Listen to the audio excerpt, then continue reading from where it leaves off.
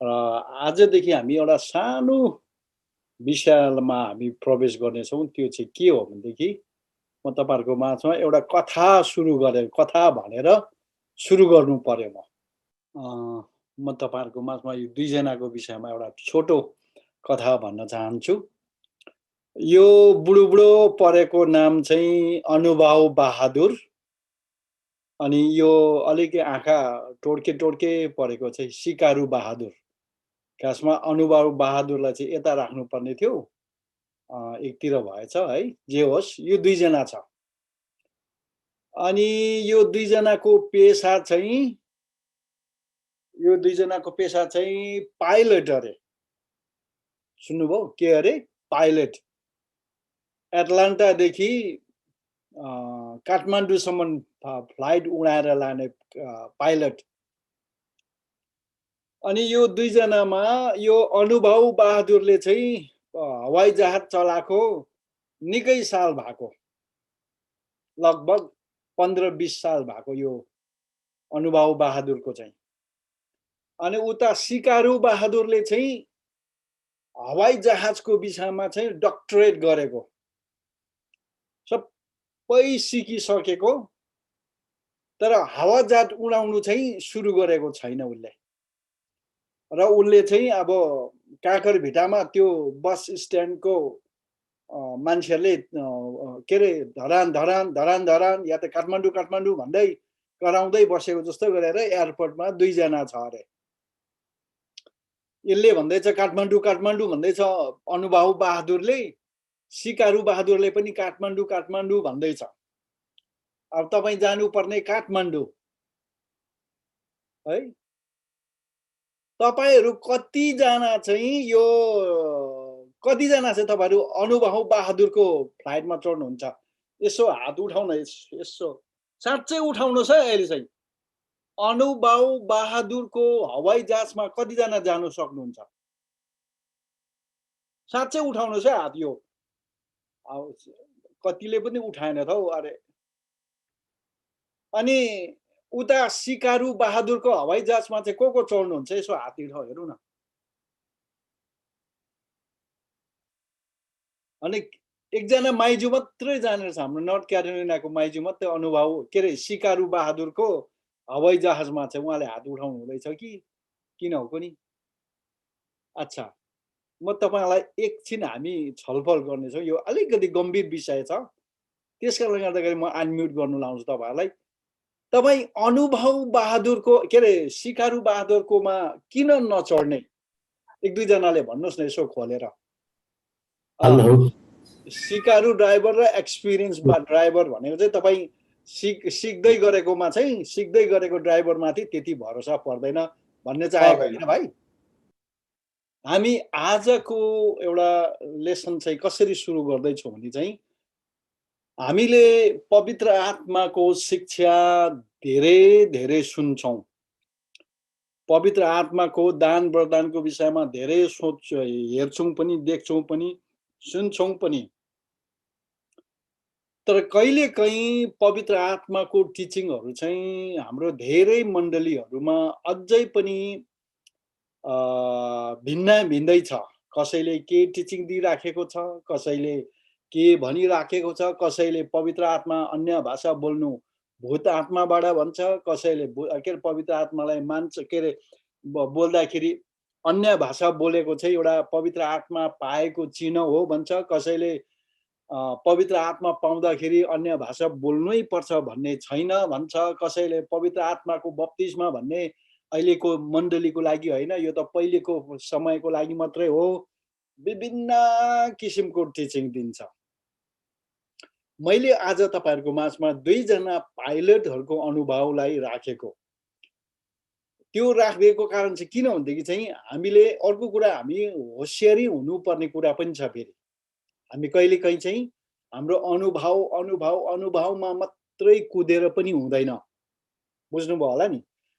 अनि यो टिचिङ चाहिँ जब म तपाईहरुलाई दिन्छु, हामी सबैजना बोल्नुपर्ने खालको टिचिङ छ है। हामी सबैजना ले आदान प्रदान गरेर तपाईहरु बोल्नुपर्ने बेलामा म अनम्युट गरिदिन्छु, म बोल्नुपर्ने बेलामा म सबैलाई म्युट गरिदिन्छु, गर्छौं। र आज हामी यो अनुभवको विषयलाई कुरा गर्दै गर्दाखेरि चाहिँ हामी कयौँचोटि चाहिँ हामी अनुभवमा पनि कुद्नु हुँदैन। हाम्रो अनुभव र परमेश्वरको वचनलाई हामीले तराजुमा राख्यौँ भने परमेश्वरको वचनले खिच्नुपर्छ।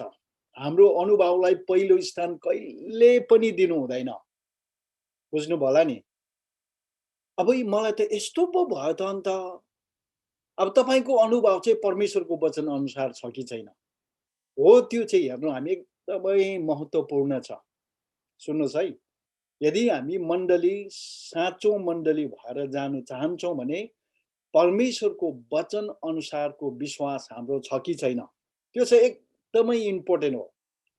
कयौँ मण्डलीहरूमा चाहिँ परमेश्वरको वचन अनुसारको मण्डली भनेको चाहिँ व्यभिचार नगर्नु, जाँड रक्सी नखानु, तास जुवा नखेल्नु, नढाट्नु, नचोर्नु, स्त्री जाति चुप लागेर बस्नु, त्यति मात्रै छ। घुँडा टेकेर प्रार्थना गर्नु, त्यति मात्रै छ।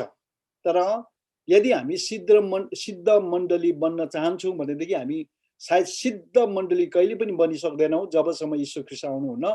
तर हामी सिद्धतातर्फ चाहिँ लम्कदै गर्नु हो भने चाहिँ हामी परमेश्वरको वचनलाई हाम्रो जीवनमा सबैभन्दा पहिलो स्थान दिनुपर्छ। सुन्नुहोस् है, मैले यहाँ जुन अनुभवको कुरा ल्याएको छु, अनुभव बहादुर र सिकारु बहादुरको कहानी, त्यसलाई पहिले म प्रश्न पार्न चाहन्छु कि हामीले अनुभवलाई चाहिँ हाम्रो अनुभवलाई चाहिँ सिद्धान्त बनाउनु कहिले पनि हुँदैन। Never ever make a doctrine out of your experience.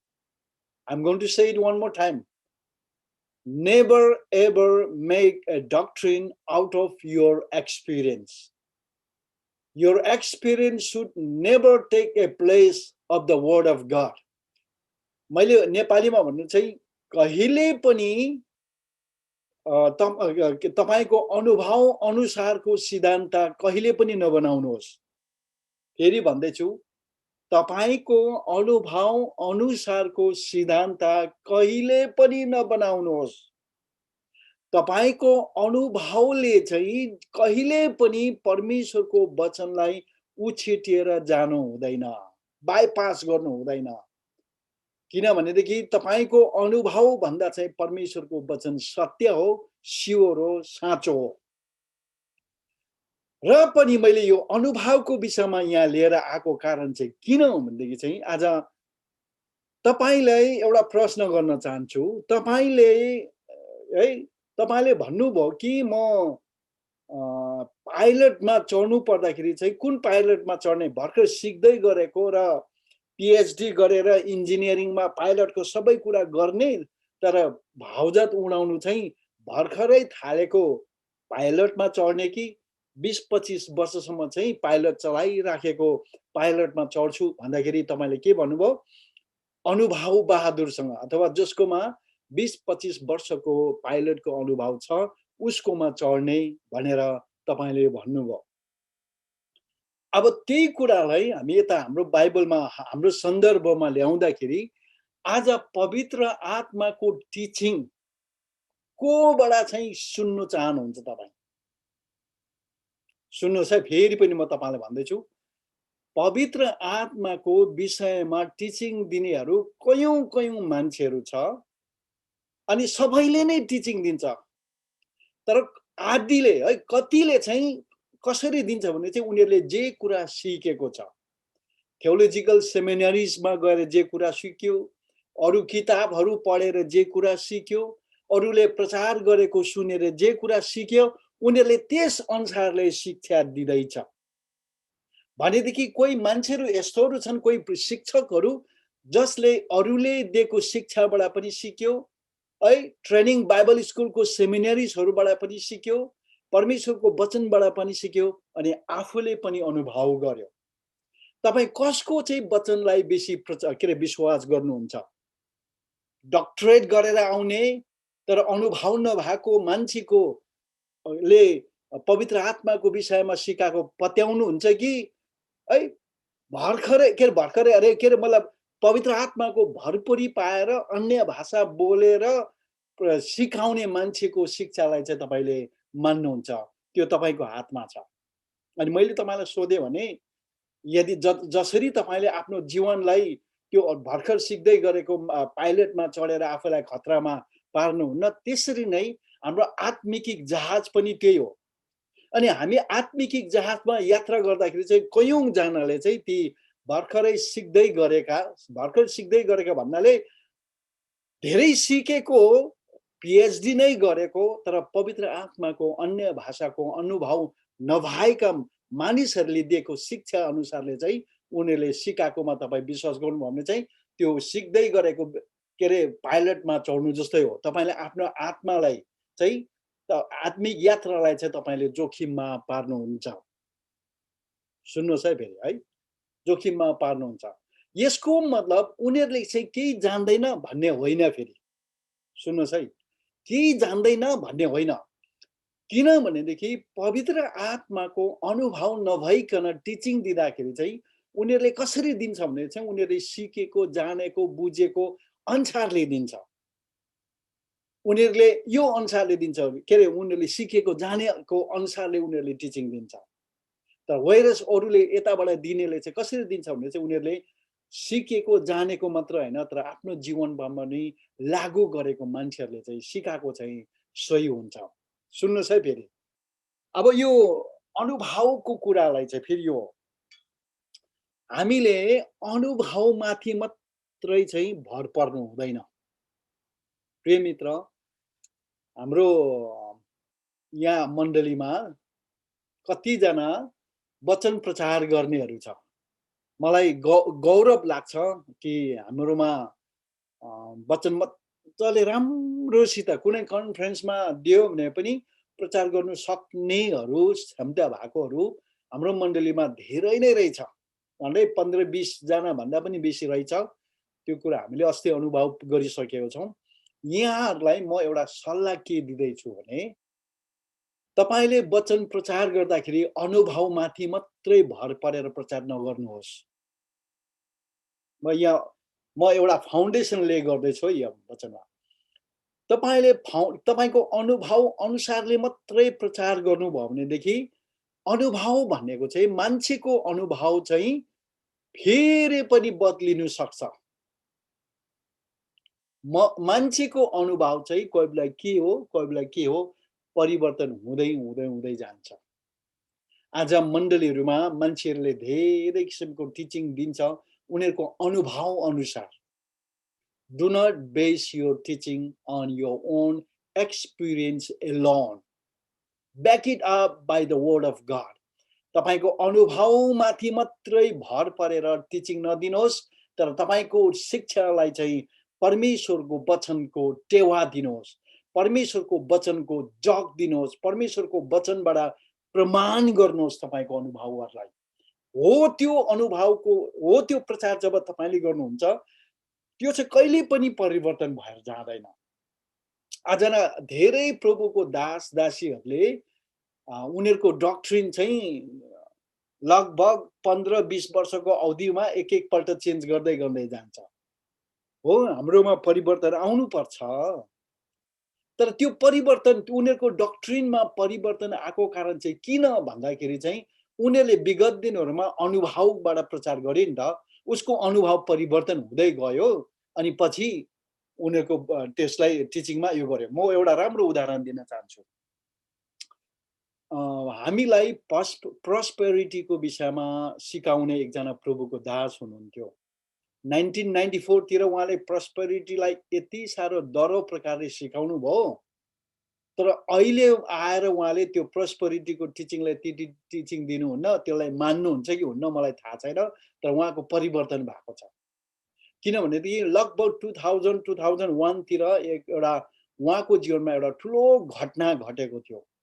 त्यो घटनाले चाहिँ उहाँलाई के बनायो भने चाहिँ हामीले चाहिँ प्रस्पेरिटी टिचिङ हैन रहेछ भन्ने चाहिँ उहाँको दिमागमा पसेको कारणले त्यो सिकाउन थाल्नुभयो। तर प्रस्पेरिटीको विषयमा हेर्यो भनेदेखि बाइबलमा छ र यसरी चाहिँ हाम्रो अनुभवलाई हामीले पहिलो स्थान राख्नु दिनु हुँदैन।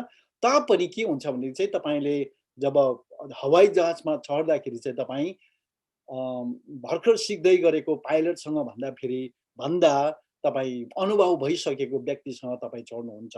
यसको मतलब के हो भनेदेखि चाहिँ जसले गुलियो जिन्दगीमा कहिले पनि खाएको छैन, उसले गुलियोको विषयमा जति नै वर्णन गरे पनि के गर्नु र? हो कि होइन भन्नुहोस् त? उसले गुलियोको विषयमा पिएचडी गरेर त्यसको मलिक्युल्सदेखि लिएर एटमदेखि लिएर त्यसको भित्रको भएको त्यो केमिकल्सदेखि लिएर सबै त्यसमा भएको जति सबै नै अध्ययन गरेर के गर्नु र? गुलियोको विषयमा जति नै टिचिङ दिए पनि गुलियो जबसम्म मुखमा पसेकै हुँदैन उसले कसरी गर्ने गुलियोको विषयमा टिचिङ? त्यसरी नै आज पवित्र आत्माको विषयमा टिचिङ दिनेहरू किताब लेख्नेहरू छन्। तपाईले फेसबुकमा जानुभयो भने या त युट्युबमा जानुभयो भनेदेखि आज पवित्र आत्माको टिचिङहरू प्रशस्तै मात्रामै पाउँछ। म एउटा पास्टर भएको कारणले गर्दाखेरि म इमानुएल इन्टरनेसनल चर्चका सबै विश्वासीहरूलाई म के होसियारी गराउन चाहन्छु भने तपाईँ युट्युब र फेसबुकमा जति पनि सन्देश सुन्नुहुन्छ नि त्यसलाई च्याप्पै समय नहाल्नुहोस्। त्यसलाई जहिले पनि परमेश्वरको वचनलेको तराजुमा जोख्नुहोस् अनि मात्रै लिनुहोस्।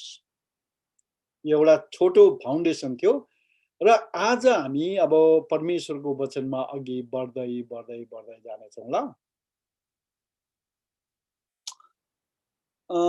तपाईले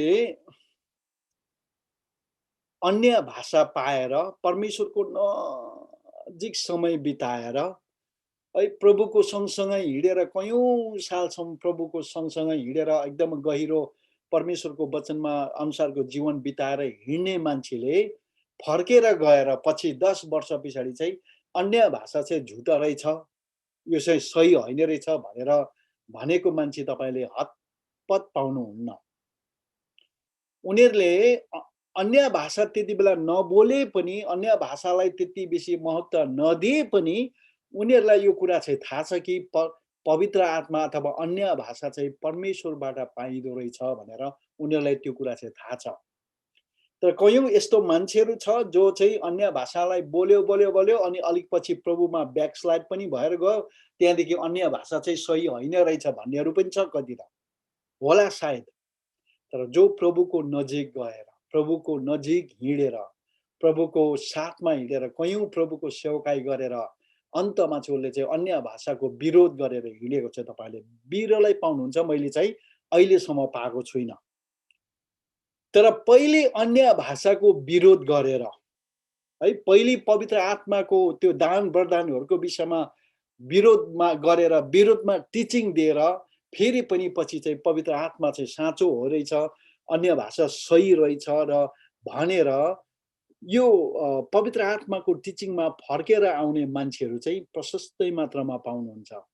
तपाईले ज्याक ड्रेरी भन्ने एकजना व्यक्तिलाई तपाईले पढ्नु सक्नु, उसको किताब पढ्नु सक्नुहुन्छ।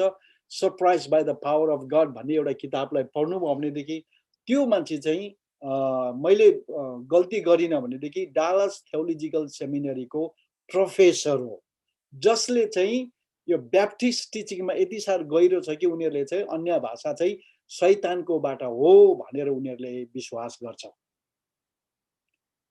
त्यो मान्छे चाहिँ पहिले डालस थियोलोजिकल सेमिनरीको प्रोफेसर, तर पछि पवित्र आत्माको के अरे भरपुरी पाएर चाहिँ आज उसले किताब लेखेको छ।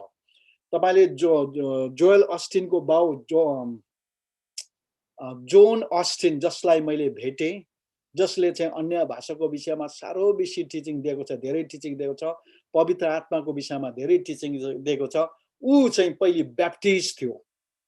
ब्याप्टिस्टमा चाहिँ अन्य भाषा बोल्दैन थियो, मान्दैन थियो, अनि उसले चाहिँ पछि चाहिँ पवित्र आत्माको भरपुरी पाएर उसको जीवनबाट परमेश्वरको अचम्मको काम भएर ऊ अहिले प्रभुमा सुत्नु भएको छ। त्यहाँदेखि पछि अर्को उदाहरण लियौँ भनेदेखि हामी ब्रदर केनिथ ह्यागिन, जसको बाइबल कलेजमा म गएर पढेर आएँ, जसलाई भेटेँ, जससँग बसेर मैले एक बेलुकी डिनर पनि खाएँ।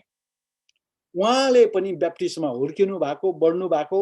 उहाँले पनि अन्य भाषा भन्ने के हो भन्ने थाहा थिएन, तर उहाँले पनि पवित्र आत्मालाई पाउनुभयो।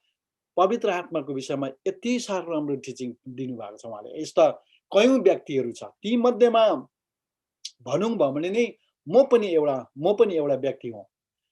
म पनि प्रेस्बिटेरियन ब्याकग्राउन्डमा हुर्केको बढेको मान्छे।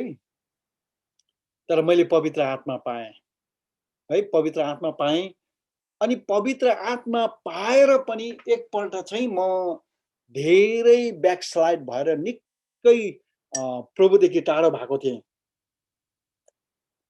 त्यति बेला मैले पवित्र आत्मा छैन भनेर चाहिँ कहिले पनि विश्वास गरिनँ।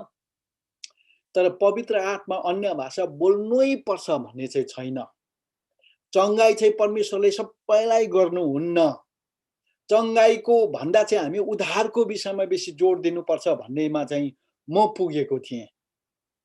तर परमेश्वरलाई धन्यवाद होस्, मैले अन्य भाषा बोल्नु चाहिँ धेरै सालसम्म बोलिनँ। मैले पहिले 1985 मा मैले पवित्र आत्माको बप्तिस्मा पाएको, न 85 86 सम्म बोले, 87 88 89 90 7 वर्षसम्म चाहिँ 1994 सम्म चाहिँ मैले अन्य भाषाको टिचिङ पनि पाएको थिएन अनि अन्य भाषा पनि मैले बोलिनँ 7 वर्षसम्म।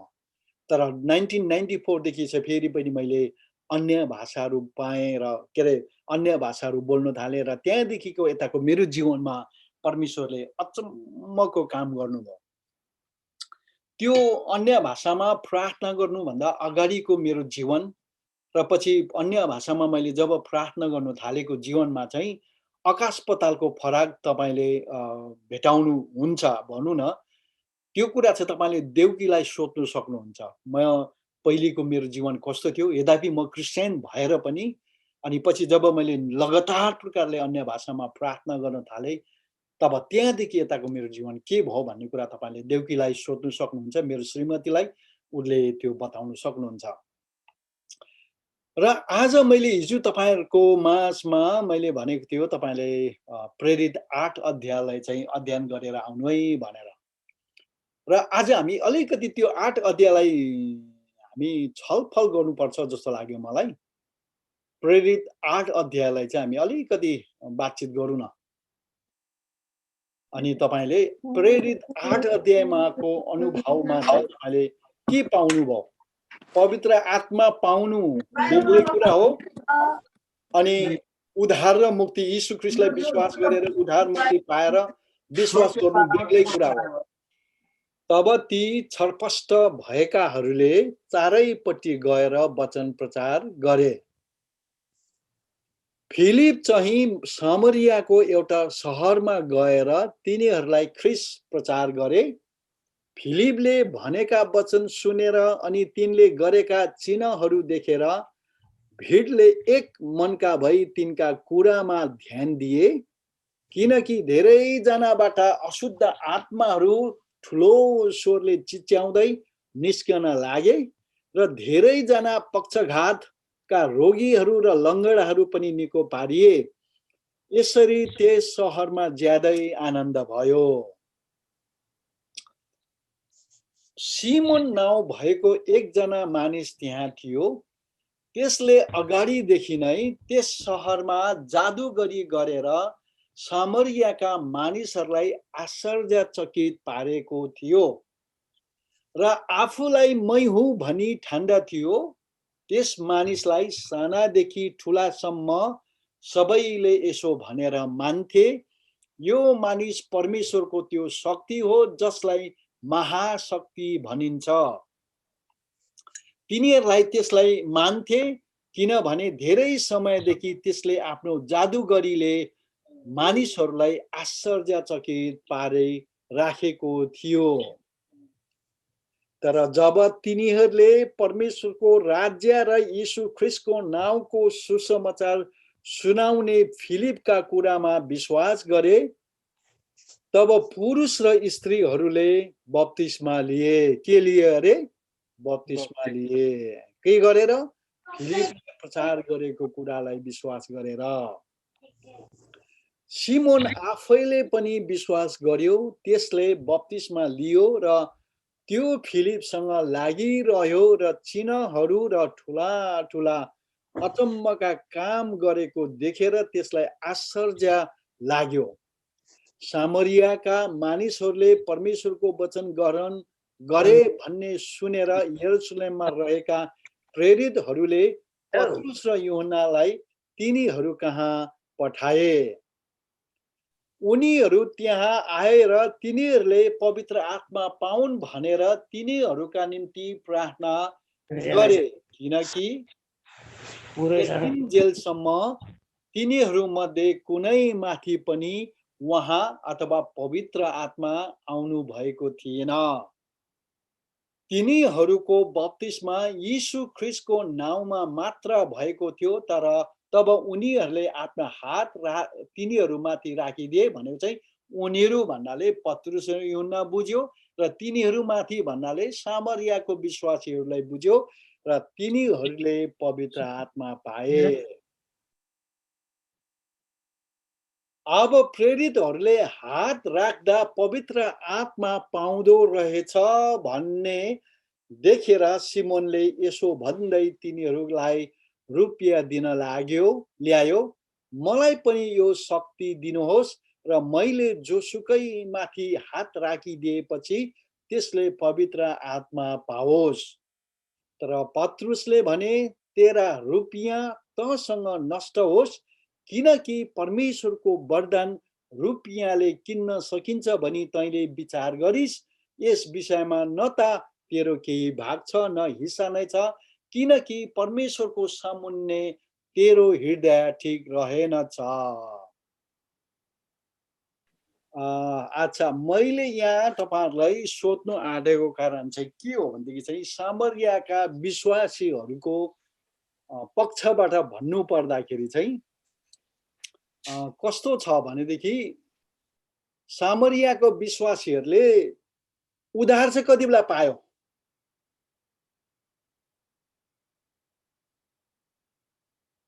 पत्रुस आएर हात राखिदिएपछि उद्धार पायो कि न पहिले नै पाइसकेको थियो तिनीहरूले?